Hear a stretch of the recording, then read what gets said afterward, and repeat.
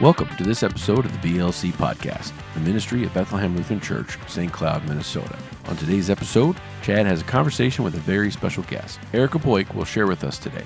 We were honored to hear her story and hear how she and her family have survived the loss of their son, Charlie.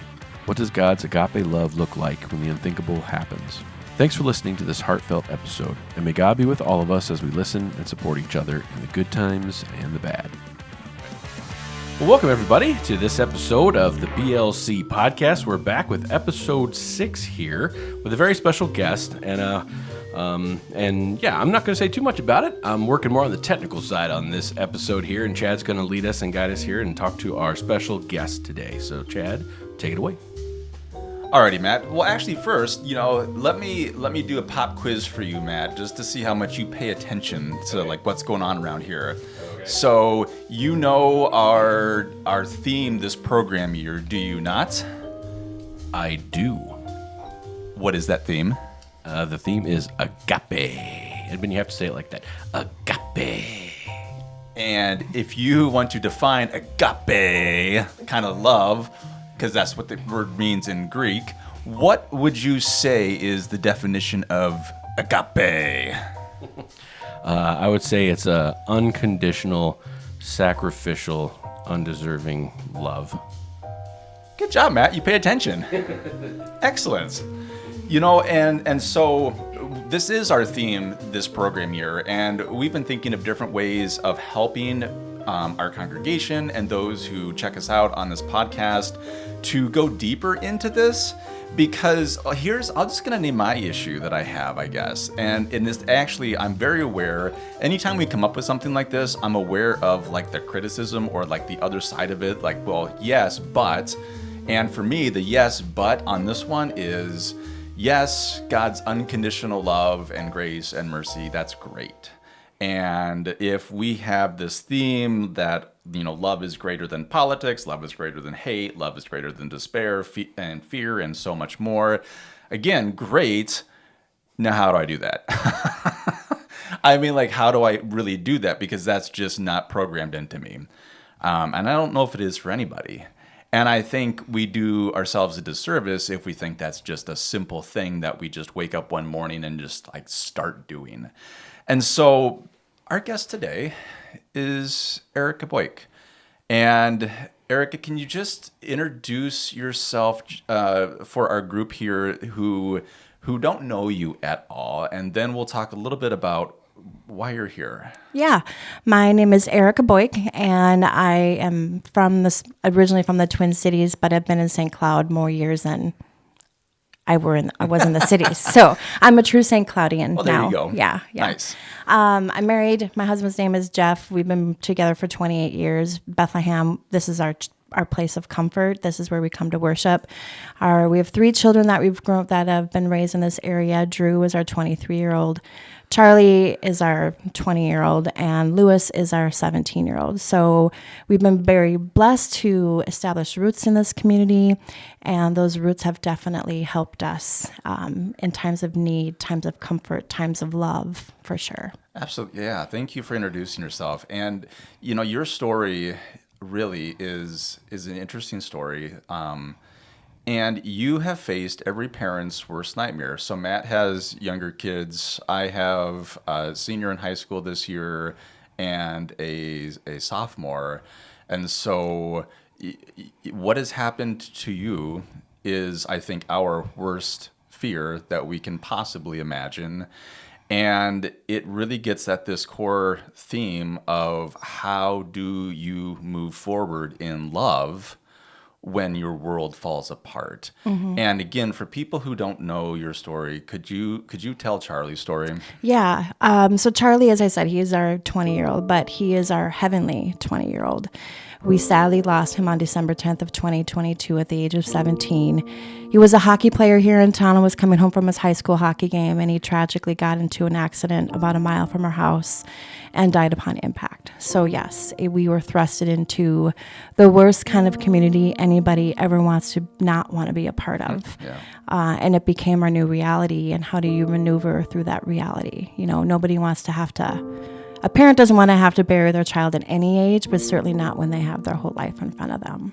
Right. And can you just talk to us a little bit about how it's been a little bit of time, and yet I know this is something that a parent never gets over in some way. Yeah. I mean, how have you moved forward in the midst of all of this? Yeah, I think people always say, you'll move on. I don't know that we'll ever move forward. For us, it's moving one foot in front of the other, because every day can present a new day of challenges, a new day of inspiration, a new day of fears, a new day of emotions, and how do you maneuver through those? Not only myself, but my husband and my kids and my family that were obviously devastated by the loss of Charlie. So Charlie's impact on this community, I had no idea the kind of impact it had. I mean, I've referred to it as overwhelmingly overwhelming, and quite honestly, this community was really the glue that kept my family together in that time. They're the ones that allowed us to take one foot in front of the other and still allow us to do that today. So it's, how do we keep moving, one foot in front of the other?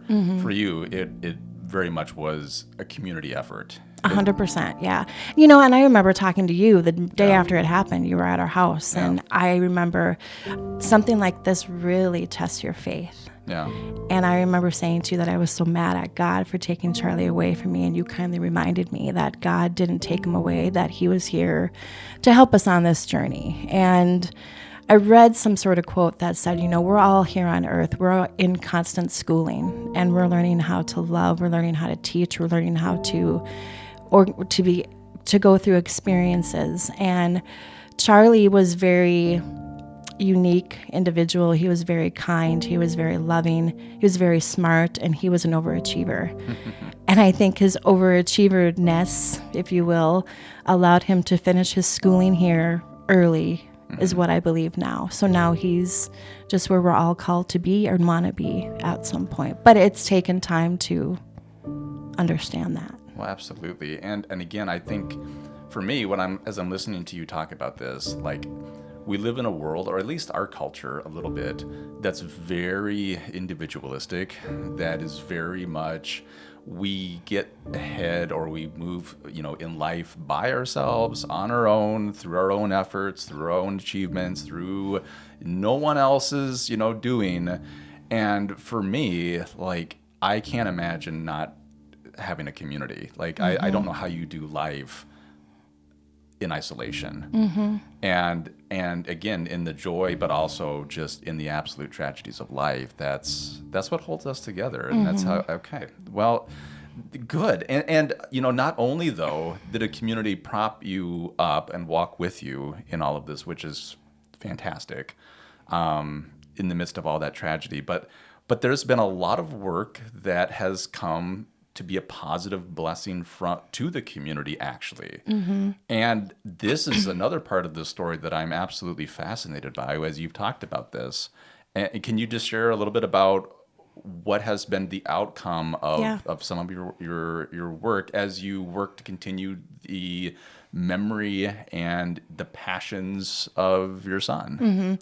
I still believe that everything happens for a reason. And I don't know why.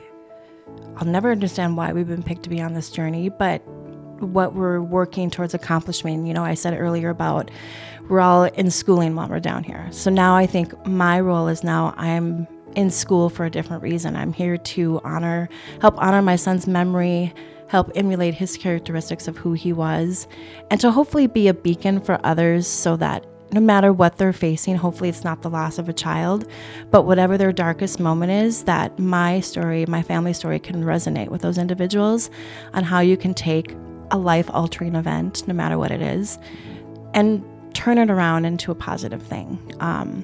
This opportunity has certainly allowed us to honor Charlie in ways that I've never would have imagined. It's allowed us to, and it's ever evolving. We started what's called skatefreecharlie.org, and how that happened was because I guess if there's a silver lining in Charlie's passing, he died instantly. And as a mother, the night of the accident, I remember laying in bed, just constant things that went through my mind. Was he in pain? Did he struggle? all those range of emotions that you would go through. Yeah. And thankfully, he gained his angel wings right away. He didn't waste any time getting up there. So because of that, our community wanted to make sure that my family and I didn't have a care in the world, didn't have to worry about anything. And they rallied and they raised a lot of money for my family and I. But since Charlie went so quickly and so smoothly, if you will, we felt it was not our money to keep. So we took that money and partnered with Central Minnesota Community Giving here in town. And it's been our goal to do things to give back to the community, that glue that helped us together. So we're doing, through Skate Free Charlie, we do 2 scholarships, one at Tech and one at Apollo. That scholarship is based on Charlie's characteristics and who he wanted to be and what he wanted to do. We don't pick those recipients. We let the schools pick those recipients.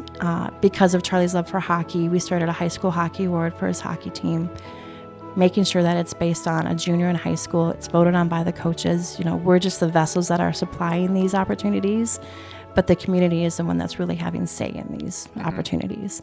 We do fundraisers throughout the community that Charlie would have loved. He was a big farmer. He loved animals.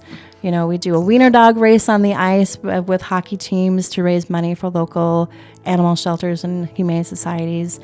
And now our big project was something that Charlie was very passionate about, and he planted the seed for many years ago. It's a facility at Omni Training Facility, and just kind of the backstory with it. Charlie worked out there on a regular basis. He was very close with the owners, Leah and Colin, and he was always looking for a spot to shoot pucks because that was Charlie's passion. Yeah. He would probably put in 10,000 steps a day just walking around with Colin trying to find the perfect spot, knowing that there wasn't the perfect spot, but still in his overachievingness self wanted to just explore any options. So less than a year ago, I sat down with Jeff, my husband, and I said, what would you think if we tried to make a target shooting area happen? Could we talk to Leanne and Colin? Well, fast forward to now today, we are now putting the finishing touches on what's called Charlie's Corner. And it's at Omni. It's called Charlie's Corner because it's in the perfect corner of their lot. And what it is, it's a multi-sports court with pickleball on one side and wall ball for lacrosse players, and of course a target shooting area on the other side. Have that. Right? Have to have that. And it's just been so amazing to see that this little seed that Charlie planted, and by the grace of God and the prayers that we've all prayed, that this is a reality. And now we're really we're putting the fancy touches on it for it to be able to be available for the community. So it's just like, I'm speechless with what we've come, how far we've come with it. I just drove by there the other day, and it's kind of like building a house. You go there every day because you want to see the progress made. And it's just so humbling and so overwhelming that the community helped us to do this, and it's a way for us to have something for the community to use. Mm-hmm. Well, that's, again, just an absolutely fantastic story of how to move past despair. I mean, to really be a blessing and make a difference within the community in light of all the tragedy that you went through too. And so let me do this. Because again, as you're talking here, I've been thinking, one of the things that I'm very aware of is that you never really know what's going on. I mean, I've learned this lesson a million times just talking with people. And we go throughout our day, we see, I don't know how many people, like on the streets, people we don't know, places where we work, the people that we do know. And I'm just aware, again, talking about how individualistic we all are. We just kind of go about our life. And we're not checking in with people that often. And I'm just aware that a lot of people walk around thinking that they are the only ones who are experiencing whatever it is that they're experiencing, and they don't have anybody else to talk to about this. They don't even know how to talk about whatever it is that they're dealing with. And I'm just thinking, wanted to use this opportunity, that since you're here, so for everybody who is listening, and there are some, I guarantee there are a handful who are going through something similar to you. maybe not the exact same circumstances, but are dealing with a loss of a child, maybe at a different age, or even just another significant loss of somebody close to them. What would you say? What would you want to tell people? Everybody deals with grief differently. My family is no exception. I've learned that you kind of deal with grief in 3 different ways. There's a hand griever, there's a heart griever, and there's a head griever. And my family emulates all of those. My husband is definitely more of a hands griever, so working on these projects that we do and things that we have moving forward is very healing for him. That's his therapy. My kids are very much the head grievers, where they think of Charlie often, because why wouldn't they? But they also emulate a lot of Charlie's characteristics and who he used to be in their everyday life. As an example, Charlie was number 17, was his jersey number. He was 17 when he passed away. So 17 is like our new number, right? So Louis is now 17 in every sport that he plays to honor his brother. Charlie was really starting to get into hunting. And he was starting to just every day badger us about getting another dog. And I'm like, no. His favorite dog was a silver lab. So Drew, it's his way of honoring his brother. He's got a silver lab, and he is making that dog the best hunting dog he possibly can. So that's how they're those head grievers, thinking of their brother. And for me, I'm definitely the heart griever. I'm the one that wants to try to connect with others, tell my story if it'll help them any way, shape, or form, but also just to tell the story of Charlie and honor Charlie. That's how I'm getting through my grief. Not everybody, I had so many people say, have you talked to somebody? Seeked professional advice. And that's maybe not for everybody. It wasn't necessarily for me. My dad would pretty much on a daily basis for a while, I think you need to talk to somebody. I think you need to talk to somebody. And that's him being a caring dad. And I had to kindly remind him, I don't need you to tell me what I don't need, that I don't know what I need right now. So this whole experience, what I would tell people is, I've learned through powers of connection too, it really can evolve who you are in ways you didn't know you could imagine. My faith was tested when this happened, and I have to lean into my faith now because that's what I have that connects me to Charlie. My power of connection to where I am personally has changed because now I'm connecting with people who I would never know that I would come across, but our commonality, if you will, is we're all in this unfortunate club. And yes, it's horrible, but at the same time, I would not have these connections without what's happened to us. So we are able to be there for each other in any way, shape, or form at any time, no matter what that long, windy, curvy road looks like. So, and through professionally, it's really evolved with who I am and where I'm going and what I'm doing. So I would tell people, take a look at the people around you, the connections, the power of connections that you might not know you have. Embrace them, because they'll never judge you. They're never going to criticize you. They're just there to help you and to help you become a person you maybe didn't even know existed, because I am not the same person I envisioned I would be almost 3 years ago. And every day I'm becoming a little more brave and a little stronger because of this new reality that I'm in. Yeah, including doing podcasts. Yes. No, I mean, and being able to talk about that, because again, that is so important, because there's a lot of people who are not at that point where they can talk. And I think being able to hear from you and from others like you that is part of that community that we've talked about earlier, because it's not something that we just do on our own. We support one another in that. Using this time too, I got 2 more questions for you here a little bit, but jumping off kind of, you were talking a little bit about how you've been changed, how you've been challenged, how you've grown. Do you have something coming up? What are you hoping to do? Do you have what's your next thing that you're thinking about, or have you not got to that place yet? As I said earlier, this journey that I'm on, it's continuing to evolve. Our Skate Free Charlie program, if you will, is evolving every day. And for me personally, it's allowing me an opportunity to spread my wings with Charlie's support and by the grace of God to get out and to break into the motivational speaking world and to be there for others.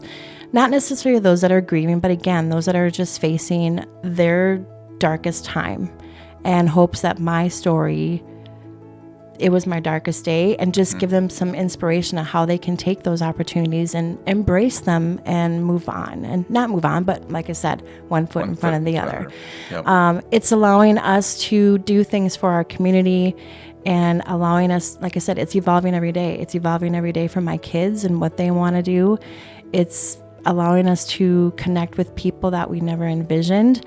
And in the perfect world someday, we would love to be able to have a true foundation for Charlie and to be that community entity to bring ideas, events, activities into the community that are available for those to offer stress-free, fun environments for families to disengage and to enjoy.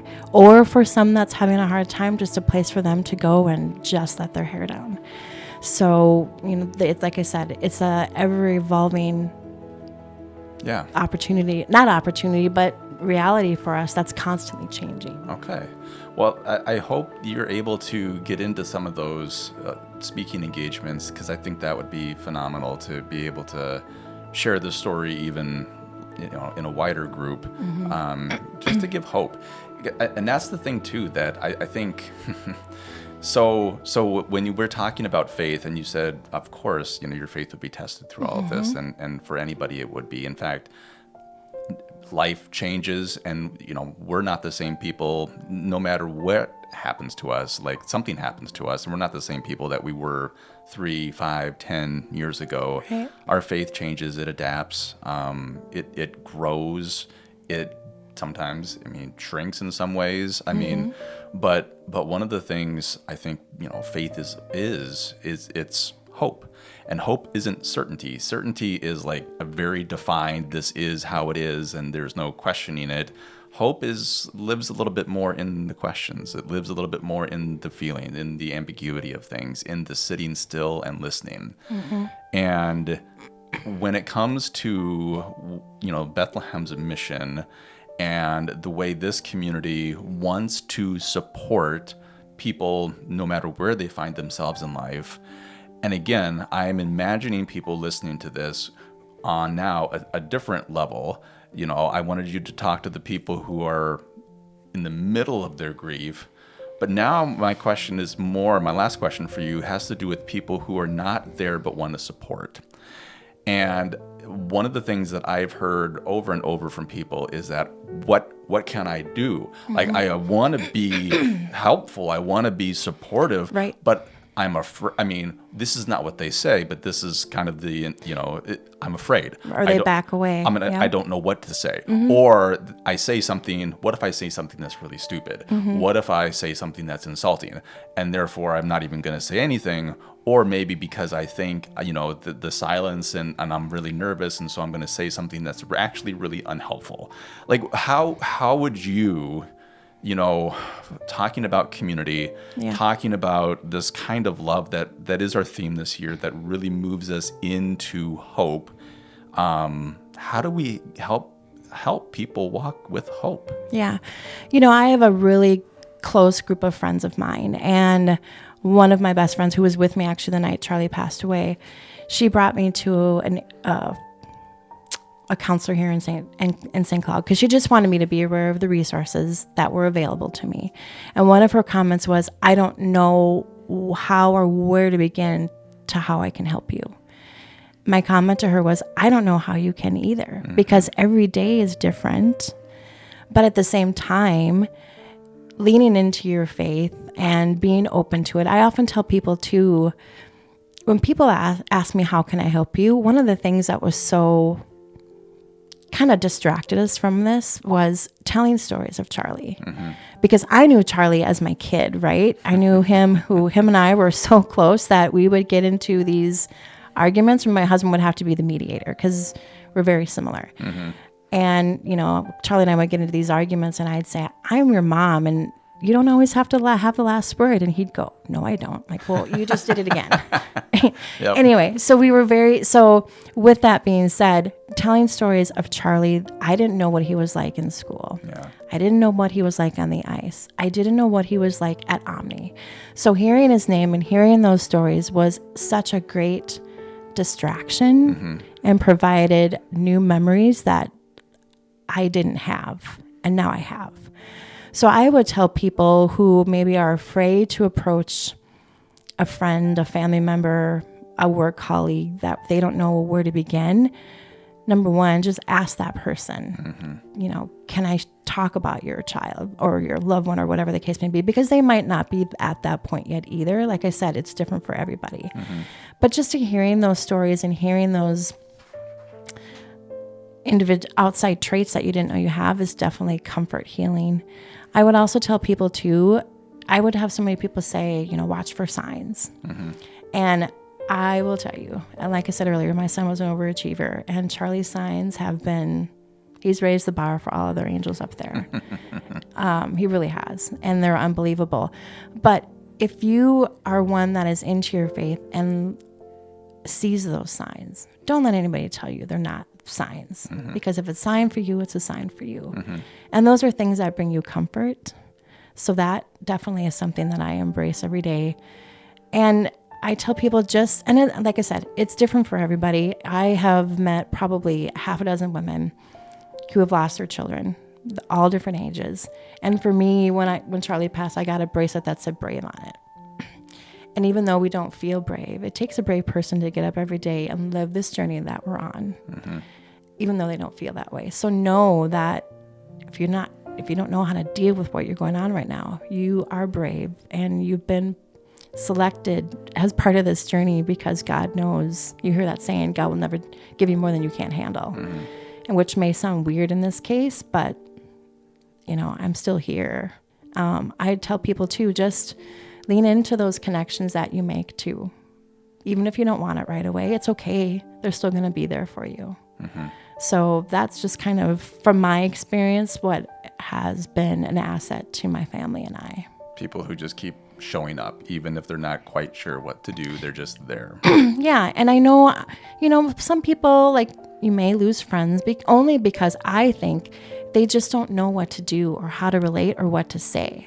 So it's fear that keeps them away. Right. And I would always just tell people, and it might sound weird, but in the beginning, Jeff and I, Charlie was all over the news. He was on billboards all throughout town. So it was like, what is happening? All of this publicity that's coming, not publicity, but all of these things that are coming out of us, it was very rare.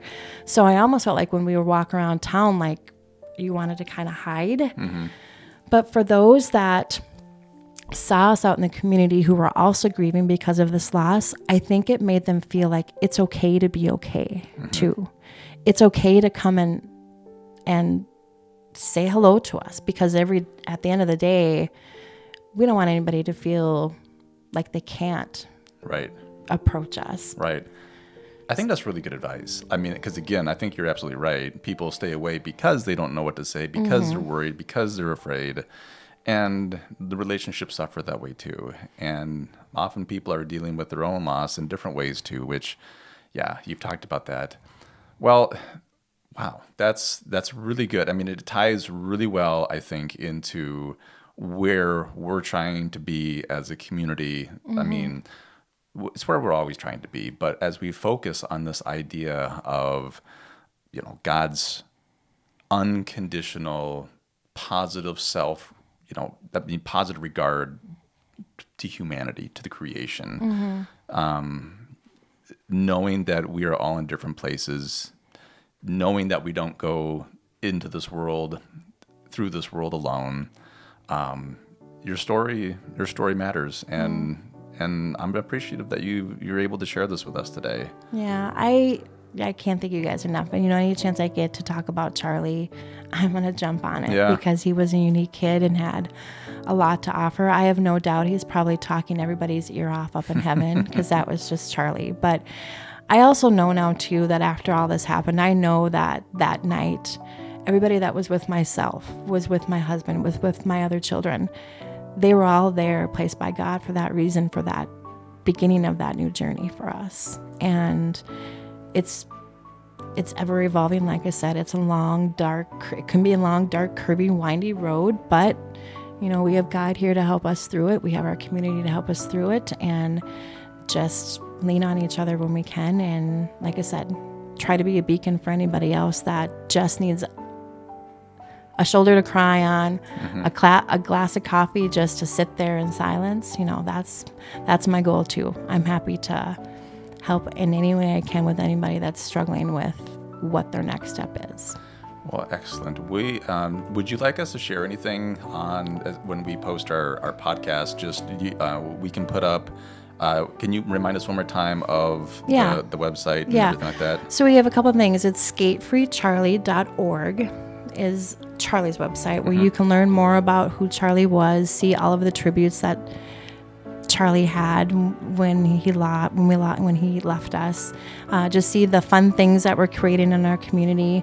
But also too, if they're interested, they can certainly follow me on Facebook, Instagram, LinkedIn. It's just Erika Boike. We have some exciting things that we're going to be announcing with Charlie's stuff, and how I'll be out in the community helping as a resource for others that have a need. So definitely check out those things and stay tuned for more exciting, crazy, amazing details. Excellent. Well, it should be crazy and exciting if it's done in Charlie's name for sure. 100%. Yeah. Erika, thanks for being with us today. And love is greater than despair.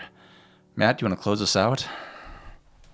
Yeah, sure. Just nothing more to say to that, but just to say thank you so much for sharing your story and Charlie's story with us. It's an honor to be able to just witness that and hear what you've been through. So thank you. Thank you. As always, if you want to get in touch with me or Chad and tell us how you enjoyed this episode or not, you can reach out to either one of our emails. My email is mmetz@bethlehemlutheran.org, and Chad's email is cpeterson@bethlehemlutheran.org. So thanks for listening to this episode, and we'll be back again with another episode soon.